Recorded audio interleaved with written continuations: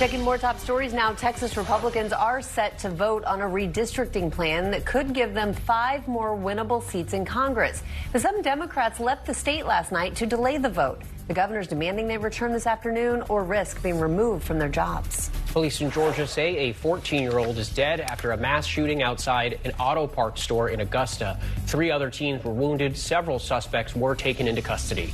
President Trump's envoy Steve Witkoff is expected to visit Russia this week. Trump has given Vladimir Putin until Saturday to commit to a ceasefire in Ukraine or face new financial penalties. Meanwhile, today, a Ukrainian drone attack hit a train station in Russia. A volcano in Russia's far east erupted for the first time in more than 500 years, producing a plume of ash nearly 4 miles high following last week's earthquake in the region. Today's weather, mostly dry in the west. Storms from Louisiana to South Carolina, warm in the northeast as Canadian wildfire smoke moves in. And finally, kids enjoying an old-fashioned kind of summer. Danny New explains. Go.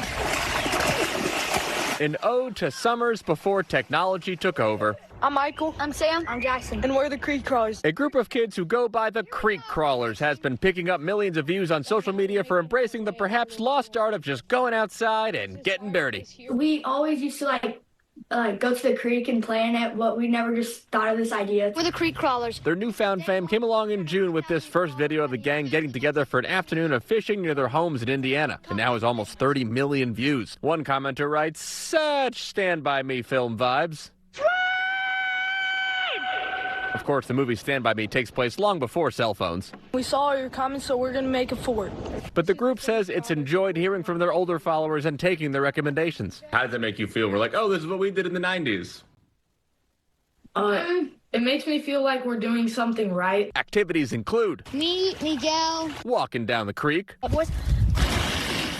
a slipping and a sliding, All right, so this is the hammock we built last time. and tinkering with their ever-expanding fort.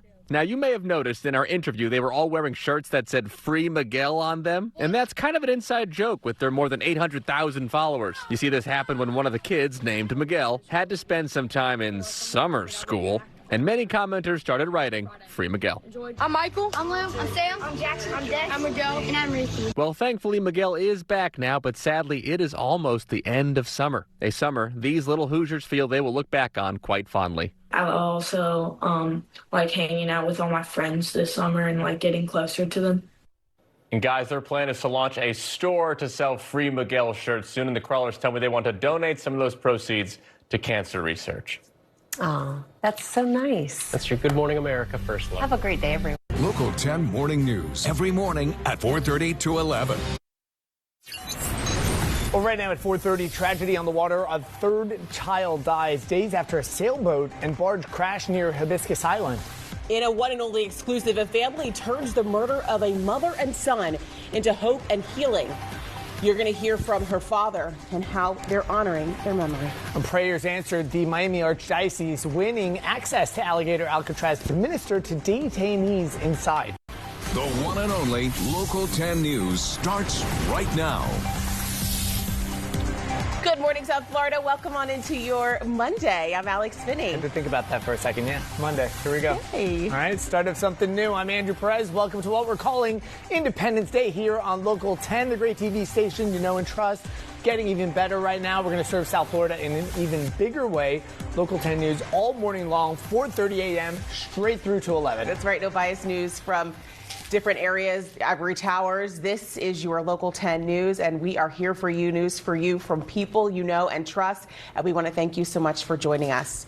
So we do begin with Weather Authority meteorologist Amanda Papas.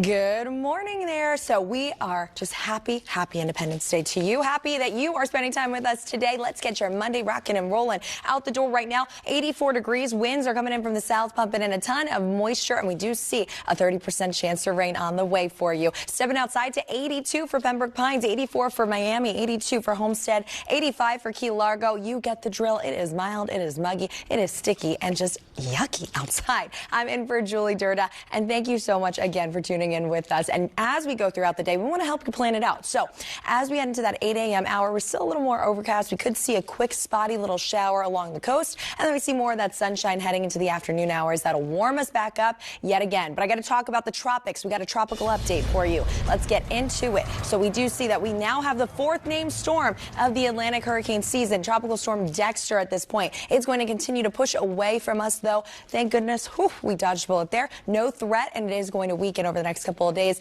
Aside from that system, though, we do know that we have a couple different areas to watch. So we do have another area off the southeast over the next 7 days to watch, along with the Atlantic, another tropical wave pushing off.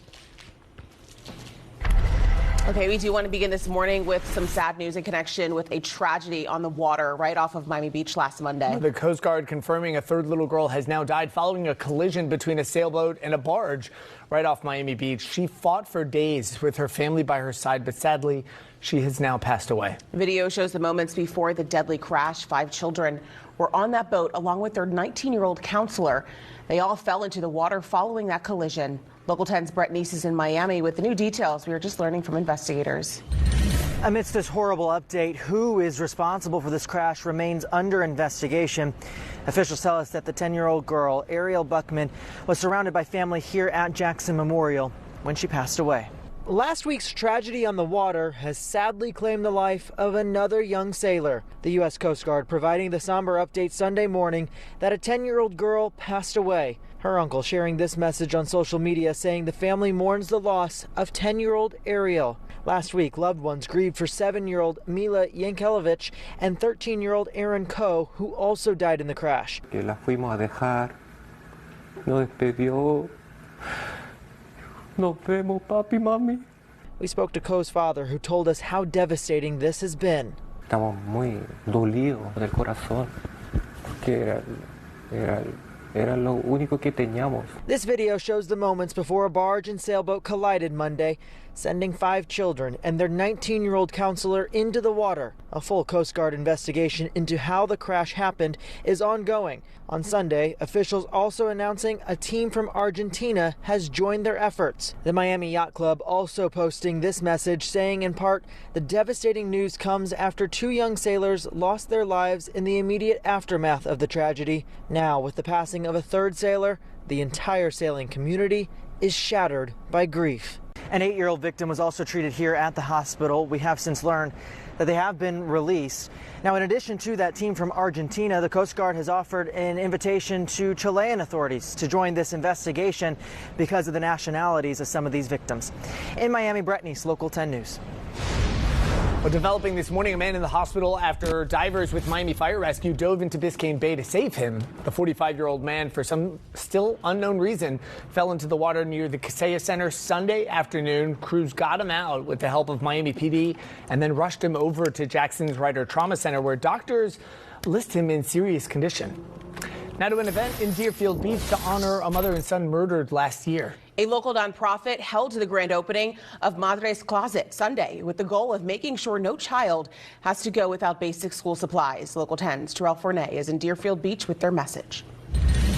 And the main objective here is providing children with school clothes free of charge, wrapping them with dignity, love, and care, according to organizers. And we know that the kids who live here at the Stanley Terrace Apartments in Deerfield Beach, they were the first to benefit from this idea thanks to a partnership with the Deerfield Beach Housing Authority. But those same organizers say this mission is actually much bigger than that. The first order of business for these kids, deciding what they need the most. Uniform pants, socks, and a uniform shirt, 2 uniform shirts. A variety of clothes and some toys on full display, and it's all part of the legacy of 23-year-old Marina Guadagnino. And she had just started school. She wanted to be a teacher. #1 most watched daytime talk show is ABC's The View. You all heard it here first. This is going to be must-see TV. And so much could happen. That's why it's called The what? The path to your dream